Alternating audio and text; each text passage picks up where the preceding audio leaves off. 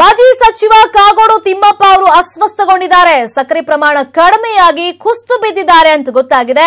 ಕಾಗೋಡು ಕುಸಿದು ಬಿದ್ದಿದ್ದಾರೆ. ಹೊಸನಗರ ಪ್ರಾಥಮಿಕ ಆರೋಗ್ಯ ಕೇಂದ್ರದಲ್ಲಿ ಸದ್ಯಕ್ಕೆ ಅವರಿಗೆ ಚಿಕಿತ್ಸೆಯನ್ನ ನೀಡಲಾಗ್ತಾ ಇದೆ. ಸಕ್ಕರೆ ಪ್ರಮಾಣ ಕಡಿಮೆಯಾಗಿದೆ ಅವರ ಬಾಡಿಲಿ, ಹಾಗಾಗಿ ಕುಸಿದು ಬಿದ್ದು ಬಿಟ್ಟಿದ್ದಾರೆ ಕಾಗೋಡು ಅವರು. ಹೊಸನಗರ ಪ್ರಾಥಮಿಕ ಆರೋಗ್ಯ ಕೇಂದ್ರದಲ್ಲಿ ಸದ್ಯಕ್ಕೆ ಅವರಿಗೆ ಚಿಕಿತ್ಸೆಯನ್ನ ನೀಡಲಾಗ್ತಾ ಇದೆ. ಮಾಜಿ ಸಚಿವ ಕಾಗೋಡು ತಿಮ್ಮಪ್ಪ ಅವರು ಅಸ್ವಸ್ಥಗೊಂಡಿದ್ದಾರೆ. ಅವರ ಬಾಡಿಲಿ ಸಕ್ಕರೆ ಪ್ರಮಾಣ ಕಡಿಮೆಯಾಗಿದ್ರಿಂದ ಅಲ್ಲೇ ಅವರು ಕುಸಿದು ಬಿದ್ದಿದ್ದಾರೆ, ಕೊಲ್ಯಾಪ್ಸ್ ಆಗಿದ್ದಾರೆ. ಸದ್ಯಕ್ಕೆ ಈಗ ಹೊಸನಗರ ಪ್ರಾಥಮಿಕ ಆರೋಗ್ಯ ಕೇಂದ್ರದಲ್ಲಿ ಅವರಿಗೆ ಚಿಕಿತ್ಸೆಯನ್ನ ನೀಡಲಾಗ್ತಾ ಇದೆ.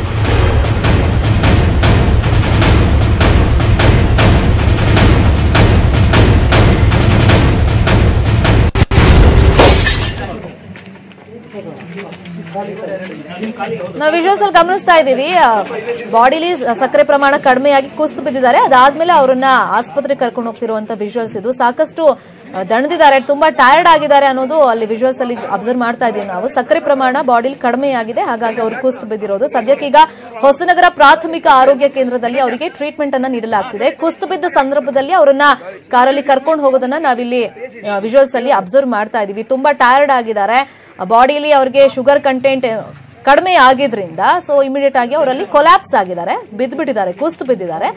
ಅದಾದ್ಮೇಲೆ ಅವ್ರನ್ನ ಹೊಸನಗರ ಪ್ರಾಥಮಿಕ ಆರೋಗ್ಯ ಕೇಂದ್ರ ಕರ್ಕೊಂಡು ಹೋಗಿರೋದು. ಕುಸಿದು ಬಿದ್ದ ತಕ್ಷಣ ಅವ್ರು ಕೊಲ್ಯಾಪ್ಸ್ ಆದ ತಕ್ಷಣ ಅವ್ರನ್ನ ಅಲ್ಲೇ ಇದ್ದವರೆಲ್ಲ ಸುತ್ತಮುತ್ತ ಇದ್ದವರು ಅವ್ರನ್ನ ಕೈ ಹಿಡಿದು ಕರ್ಕೊಂಡು ಹೋಗ್ತಿದ್ದಾರೆ. ತುಂಬಾ ಟಯರ್ಡ್ ಆದಂಗೆ ಕಾಣಿಸ್ತಾ ಇದ್ದಾರೆ ಕಾಗೋಡು ತಿಮ್ಮಪ್ಪ ಅವರು.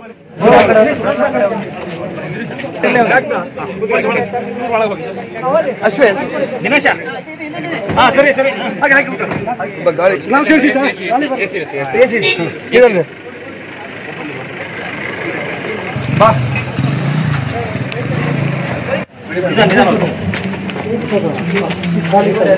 ಖಾಲಿ